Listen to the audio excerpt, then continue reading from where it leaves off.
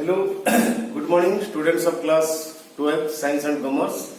Welcome to Panda Sir's virtual class on English literature, and today we are going to start the second poem of your English course book, that is Flamingo. And the title of the poem is An Elementary School Classroom in a Slum. An elementary school classroom in a slum, S-L-U-M, slum. So I hope students, all of you understand the meaning of a slum.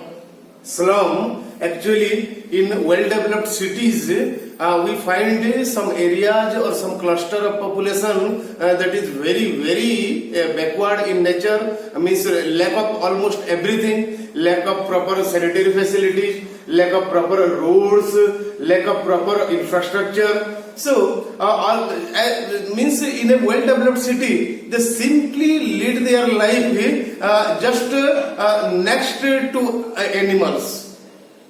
Means no proper care is taken by neither the administration nor other people who are in charge of development.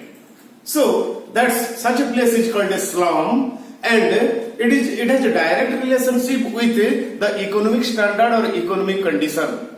People who usually live in a slum are quite backward in nature, backward in everything, backward in education, backward in their economic status, backward in their purchasing power, backward in their social status. So such people usually live in a slum. So we are going to discuss the education or school life, that is the life of school going children in a slum. Students, nowadays you will find many sophisticated schools, almost loaded fully with all modern facilities and amenities. No lack of entertainment for students, no lack of props, that means helping device for the children. Everything, proper playground, all facilities are provided to them. How? For that, they have to pay a lump sum amount annually.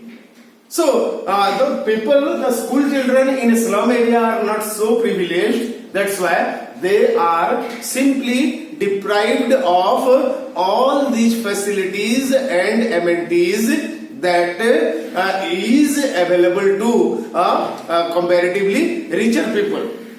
So, how exactly the life of school-going children in a slum actually means how they spend their life. And here the poet is Stephen Spender, and Stephen Spender is a poet who is renowned for his focus on two things: social injustice and class inequalities. Almost in all his literary works, you will find the social injustice or class inequalities. So, the same is reflected here in the poem, An Elementary School Classroom in a Slum. And let us read the poem and just try what exactly the poet feels. And means in the first part of the poem, he simply introduces the problem, and he tries in his own way to find a proper solution for that problem. So, here goes the poem. Far from gusty waves, these children's faces like rootless weed. Weed means some grass-like plants or herbs that is not at all needed, and they simply grow along with other crops. And the first thing what farmers do is simply root them out. And you know, the source of food for any plant is soil, that is wet soil. And once they are rooted out, they start getting dim, they lose their life. They cannot survive without being connected with wet soil. So here, just see the simile. The poet uses a simile here. He compares the the faces of slum boys and girls who are going to school with that of a rootless weed. We won't find any glow in rootless weed. The same way means your face is glowless. There is no radiation in your face. What does it mean? It simply means that you are not at all enjoying your circumstances, your environment, and why you are here, what you are learning. The students are not at all enjoying that. They are helpless. They cannot help then to sit there and to listen to the teacher, what he yells or what he speaks. The hair torn around their pallor. Pallor means here not so bright face, very dim or pale face. And the tall girls here, he picks some characters among the students. The tall girls with her weighed down head. See the adjectival phrase. Weighed down head means weight, that is weight, and the head of the girl has been being pushed downwards due to some weight. So do you think she is carrying some weight on her head? No, it's simply the burden of disliking the environment and the things that is going around. The paper seaming boy, here once again a comparison. Paper seaming boys. Paper means a boy with almost no flesh around his bone, very lean and thin. The paper seaming boy with the rat's eyes, the stunted, unlucky hair of twisted bones, unlucky hair, H-E-I-R. Hair means the people who come after our generation is, for example, my son is my hair. So here the poet notices some students with physical deformities, and where from they got those deformities? They inherited it from their forefathers. His lesson from his desk at back of the dim class, one unnoted, sweet and young, his eyes live in a dream of squirrel's game in the tree room other than this. And he notices yet another student who is occupying a seat at the end, at the last bench of the classroom. And what the poet notices is that a bright flashing in her eyes, in his eyes. And why that flashing? What is the source of that flashing or that brightening? It is his dream. And what he is dreaming of? He is not dreaming of his lesson that is being taught in the classroom. In fact, he dreams just outside the classroom what is happening. That his favorite squirrels jumping and his home is picking the knot. All these things have occupied his tender mind. On sour cream walls, a wall that has not been mended or properly taken care of for a long time. That's why it has lost its glory and it is looking very pale.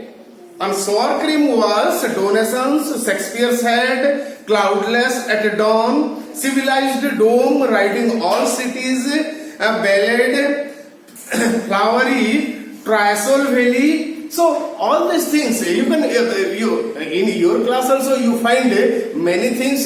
Those are hanging around the wall, like the picture or some small miniature statues of some eminent personalities, like freedom fighters, like great leaders.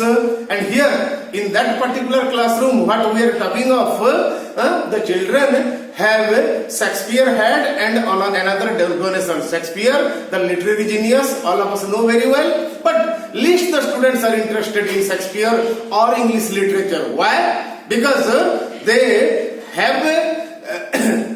have simply failed to make any connection, make any correlations with all those things that are around. In fact, actually their real world lies outside the windows, that is the open space where they can pick anything that they like or that entertain us and entertains them and that enchants them. Triassol Valley, it is a valley in Triassol Valley, just wait a moment, Triassol Valley in Austria. In Austria, it's a valley, the pine-laden valley, and what is this? Open-handed map awarding the world. Open-handed map. Just try to understand what is an open-handed map. So, when the powerful people like Hitler, like Mussolini, when they make a map of some area according to their wish, the map never reflects the actual things, but simply the map reflects the wish, the adamancy of those powerful men. It is an open-handed map. Awarding the world its world, and yet for those children, these windows, not this map, their world. Yes, here the poet comes to the right point that the area, the world outside the window is the real world for these deprived children, rather than the head of Shakespeare and all these maps those are hanging around the walls. Their world where all their future painted with a fog. Their future painted with a fog. It means that they don't have any certain future. That the time coming ahead would take them to what position, to what place, they are not at all sure of that thing. Means totally within uncertainty. A narrow street, sealed in with a lead sky. Lead sky means that is not quite clear, a greyish sky. Far, far from rivers, caves and stars of worlds. Surely, Shakespeare is wicked. Shakespeare is wicked means he is not able to create any curiosity in the mind of those slum school-going children. Surely Shakespeare is wicked. The map, a bad example, with sheep and sun and lob tempting them to steal for lives. You see, the sheep, the sun, the lob, these are something, these are words that is quite alien to these slum children. Why? Because they never enjoy the beauty, the sweetness of these things in their life, because they are deprived, because they belong to a very backward class of the society. From fog to endless night, on their slag heap, these slag means something unwanted. These children wear skins peeped through their bones. Means skin is, bones are peeping through your skin means almost you don't have any flesh on your bones. That means it is simply bone or the skeletal system covered with a cladding of skin. Means very, very lean and thin. Peeped through by bones and spectacles of steel with mended glasses. They cannot afford to buy a new spectacle. New glasses. It is mended. Means fixed.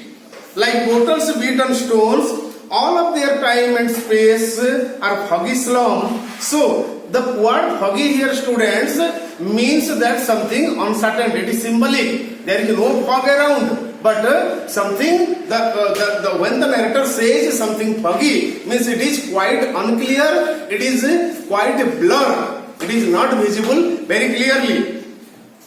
So blot their maps with slum as big as a dome. Unless governor, inspector, visitors, this map becomes their window, and these windows that shut upon their lives like catacombs. Catacombs, it is actually in Rome when wealthy people died, actually their bodies were cremated in underground domes, and the wall of the domes were carved with very nice artwork. This is quite a costly affair, what the common people cannot afford. But you are put into a dome means what? You are not able to enjoy the outside world, and in one way, sorry, you are kept like a prisoner.